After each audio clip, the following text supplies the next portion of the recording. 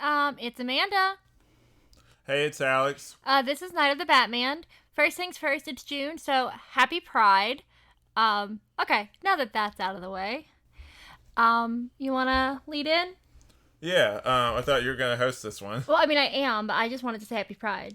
Okay. Because I didn't think you would start off with that, even though it's our first, recording in June, so, you know. It's our first recording in a while, actually. Listen, life sucks. Yeah, we've been busy. But, we're here today to talk about a recent trailer that released, Batman Cape Crusader.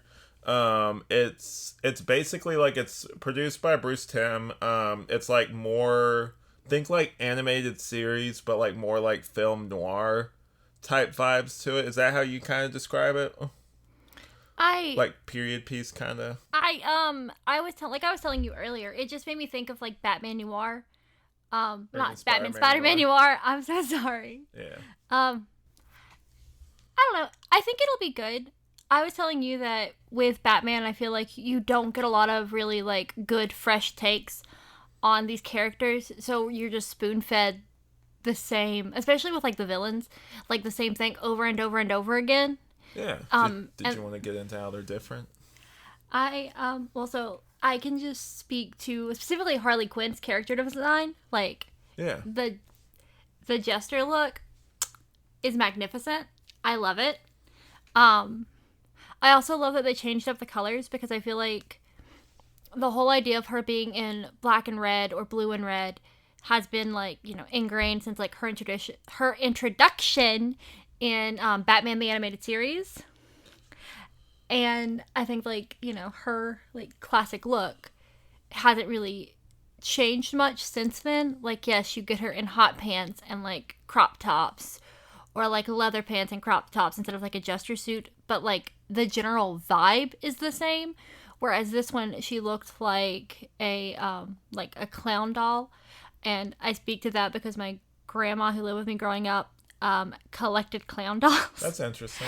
Yeah. And I saw that and I was like, oh, I hate clowns. But yeah, so I think that was interesting. I think the design that they had for Catwoman was paying homage to the past, because traditionally she's purple, right? I'm not making that up in my head. Yeah, she has usually a dress. I was joking with and that kind of look to her too. I was kind of joking with Ben off mic earlier, Ben from Superhero Stuff, you should know, but about that basically before that she had this creepy cat mask that was completely like a cat's head almost. I'm those cowards didn't do that look. Basically, it's what I said. And that'd be kind of, I don't know, they're not gonna do that. It felt like they were paying homage a little bit to Eartha Kitt, and I appreciated that. But I will say it did throw me off at first, because you see her with Batman, and I just saw the purple, and I think because of how she's been marketed recently, my first thought was Batgirl. I was like, why do they have Batgirl?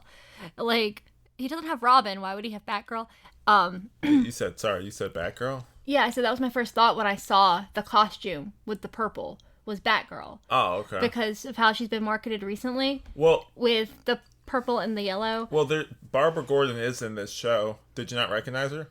No. There's so they're race swapped in this, kind of like how in the Batman, Commissioner Gordon's black. Okay. The lady that had the red hair that was talking, and because Renee Montoya is also in this. Well, we'll get into this. I have an article. Okay, wait, so hold on. I have questions. Okay. Well, let me finish first. So Barbara's older in this. I hate that. I'm sorry. I hate that. I hate it already. The show's gonna suck. Okay. Anyway, can I continue? Finish Yes. Wow.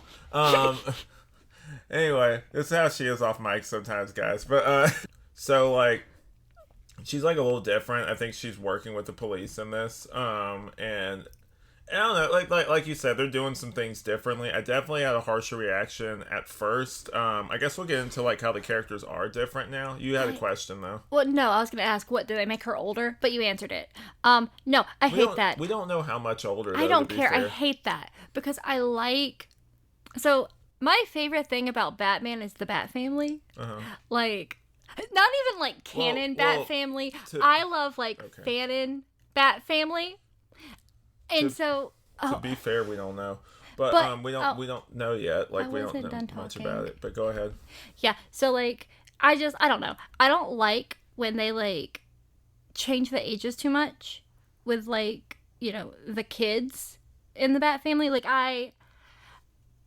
like so like because you can't mentor somebody that close to you in age.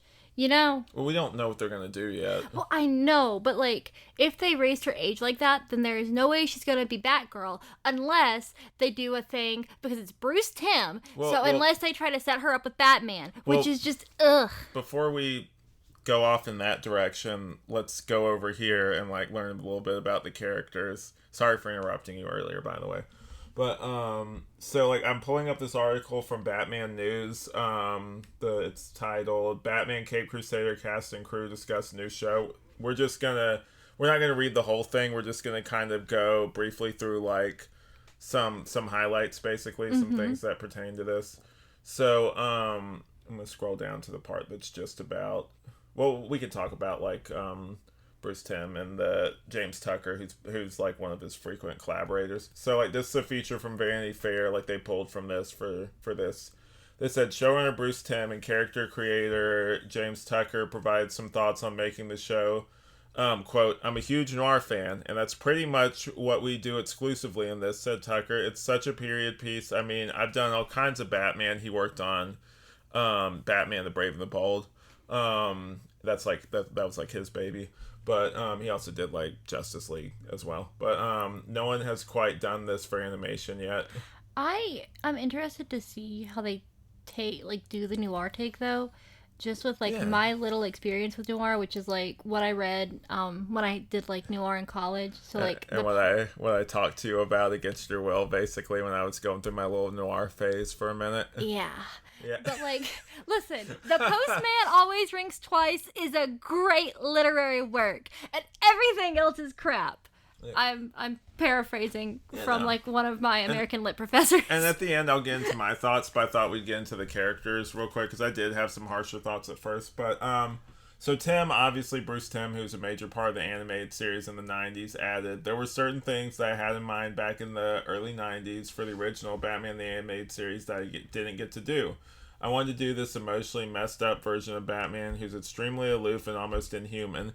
I don't know if I like that. Also, every single iteration of Batman is emotionally messed up. Like, no emotionally healthy person is going to spend probably millions of dollars, like, on equipment and training, and then go out in a costume and, like, fight crime. Like, no mentally sane person is going to do that.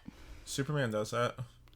It's different. He's not spending millions of dollars in order to fund that. And Superman also has trauma. Oliver Queen.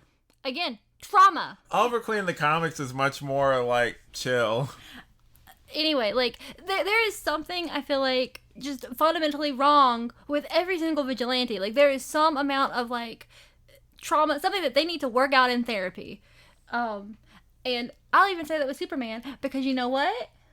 What? He's adopted, yeah? There's inherent trauma with adoption, studies have shown. Yeah. So, hold on. So, some of the characters will be getting new takes on their origins and motivations. Jamie Chung, who is doing Harley Quinn in this, spoke about her rendition of Dr. Harleen Quinzel. You have this psychiatrist that is really bubbly and seems like she really cares about her clients, but she's kind of like a Robin Hood. She treats some of the elites in Gotham, but she takes it upon herself to bring justice in her own way. She went on to add, it's kind of creepy. They really wanted Harley Quinn to be very menacing, a bit more quiet and calculating in a weird way. She's like a dominatrix. You're in all this pain, and yet she's telling you what to do, and you've been a bad boy. What? I am here for this. I love Harley Quinn. I will die for Harley Quinn. Listen, basically, the way I'm taking it, I don't think, like, she means, like, literally. I think she means that she's, she gets off on inflicting pain, basically. Yeah, but, like, she's treating Gotham's elite, so, like, she knows their inner workings. So it could almost even be, like, from, like, a therapist viewpoint of, like, her being unethical and, like, you know, using what she knows from therapy to like, manipulate them and be like, cause them like great distress. Yeah.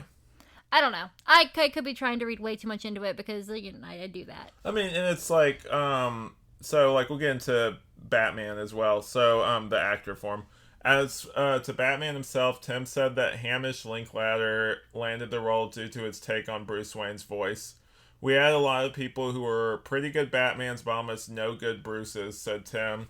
Linklater said of the role, Bruce Wayne is the mask, he's the secret identity, he's the invention, Batman is the actual character, the actual guy. It's set in the 40s, so I thought of, how would Batman try to play himself off as a playboy socialite? I think I just tried to swing and swing and swing until I made contact with something. And also, this wasn't included on this article, but like he went home and told his like kids, and like they were like he was like really excited, like I'm playing Batman, guys. So like he was just like really like it's like a little wholesome moment. So like I kind of like that. That was really cool.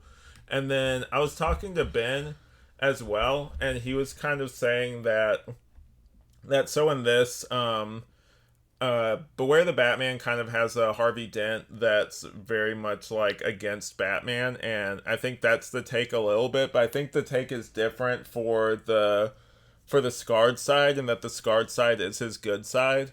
Mm-hmm. And so like that's the difference here, and it's like that's kind of interesting. And then also I know that Clayface is in this, but it's not the Clayface Clayface in this is like a disgraced actor who like basically fell out of favor and like lost roles and like is a serial killer in this and wears like a mask. Okay. And so like it's much more like that. And I'm trying to think if there was anything else. Onomatopoeia is in this. He makes noises whenever you saw the guy with the circles on his face where he went like bam. That's what I figured. Yeah, he makes like noises whenever he shoots people. So like there's a lot of characters in this. So is the person who I was assuming to be Scarecrow, was that Clayface, or was Clayface the one with the actual like the mask and the wide hat?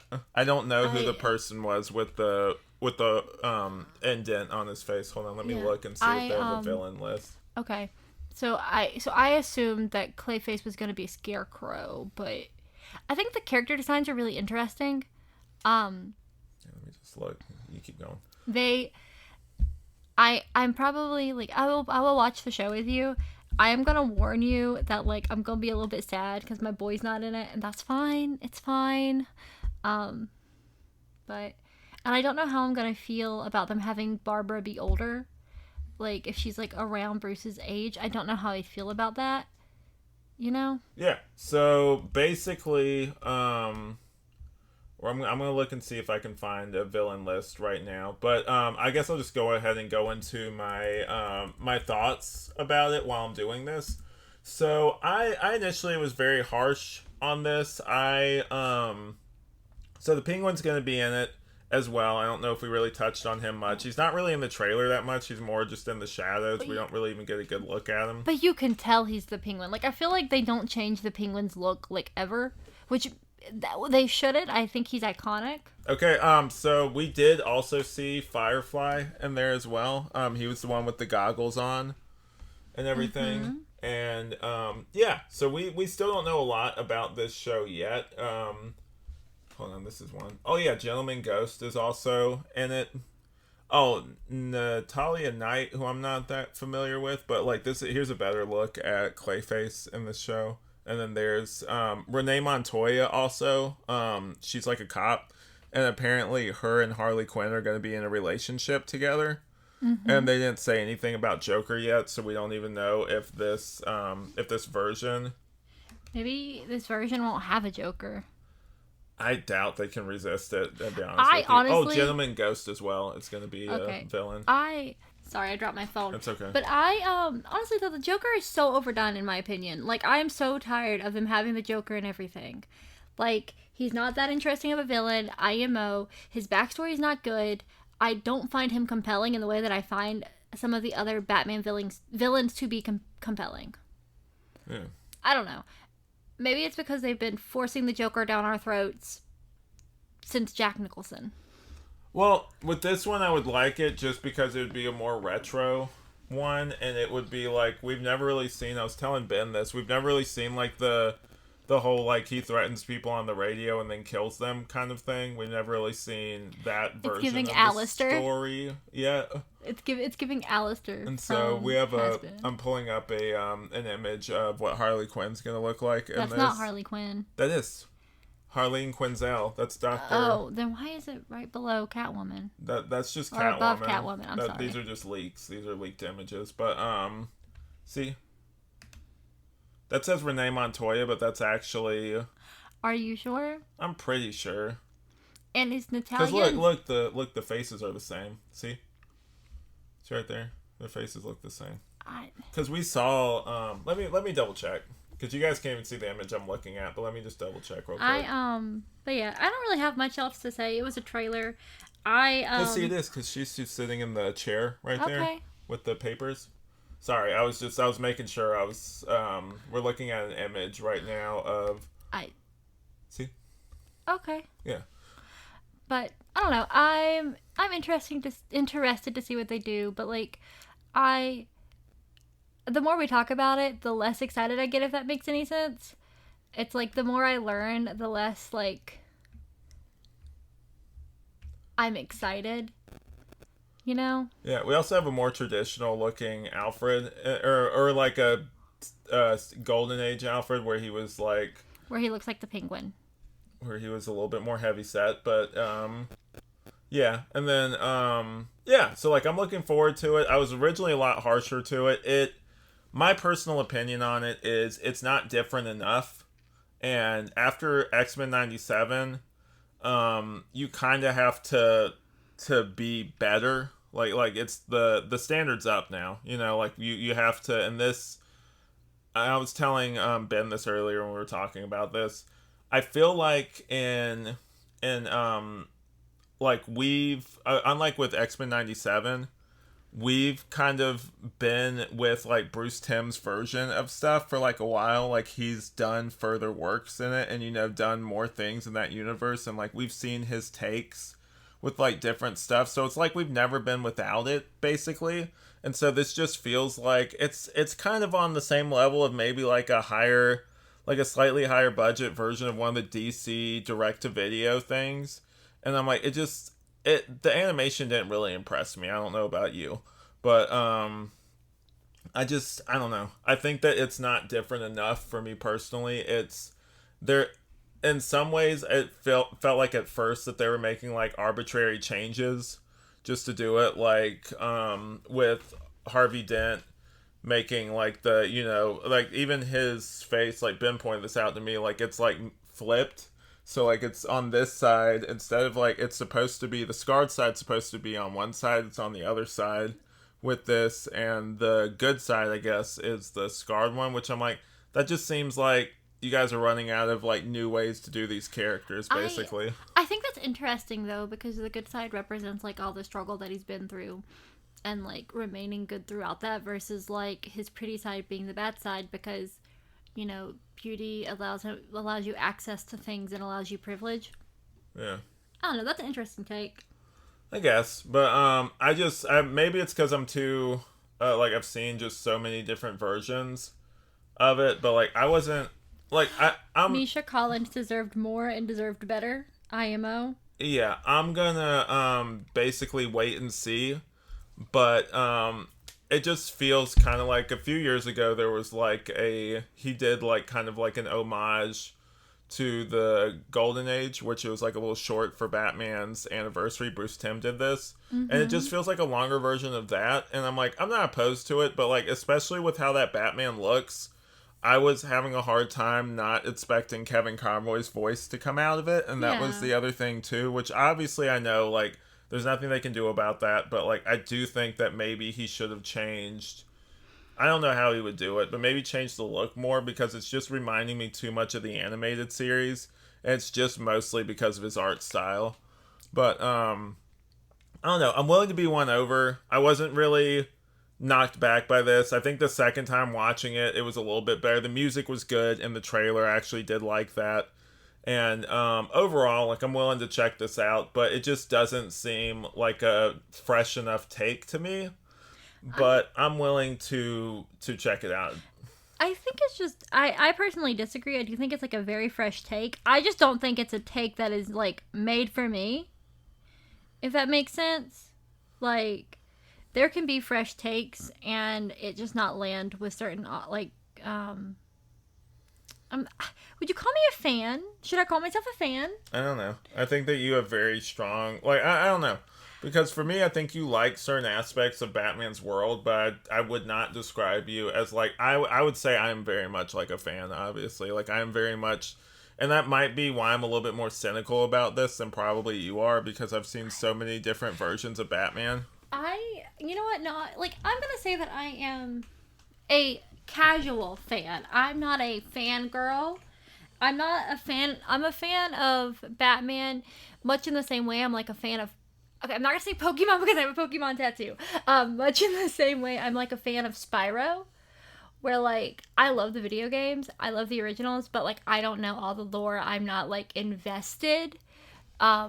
Versus where like if you were to talk about like one of like what's my favorite show? I don't know. Or book, or like it's not like in the way that I'm like a fan of Pride and Prejudice, specifically the BBC mini version because it's superior.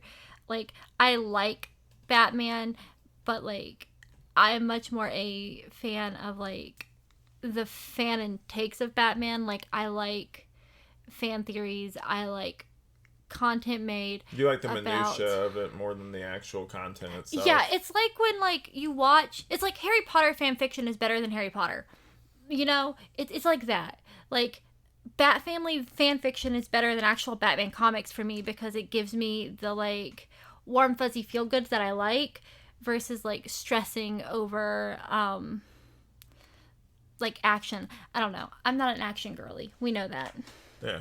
But, yeah, like, I think that we would describe, like, I would describe myself as, like, kind of just cautiously optimistic. I know it's not going to be on the level of, like, 97 obviously, and like you know like My Adventures with Superman or My Adventures with Superman, like it's just I think what I'm getting down to is I would have just preferred like an all new like Batman show that was different, that didn't remind me of the animated series, because you know like inevitably that's going to come up when people watch this show. I don't think he looks like the Batman from Batman the Animated Series. It's the same art style, but like the design's really different, and he has those stupid long ears, and like for me he had that in Justice League.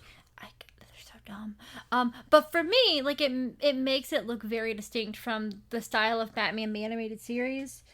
I don't know. I don't think that the art looks similar enough that like it would bother me.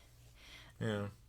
But like I'm also that same person who whenever there's like small art style tweaks in shows, I notice and I don't like it. I guess we'll just disagree on this. But I love you. I love you too, which is like fine because like it's, you know, it's like I don't know, like I think that this trailer also didn't really show us much. Like clearly we're sitting here talking about, we don't really know anything about the plot yet, but like hopefully, you know, we'll see some more soon. I liked it. Did you like the trailer overall to kind of wrap things up? Yeah, it was okay. Yeah, it was all right. But yeah, sorry guys, like we'll have more frequent content soon. But yeah, we'll come up with the catchphrase next time. Eventually. Eventually. Wow, we really haven't done this in a while. I'm so sorry.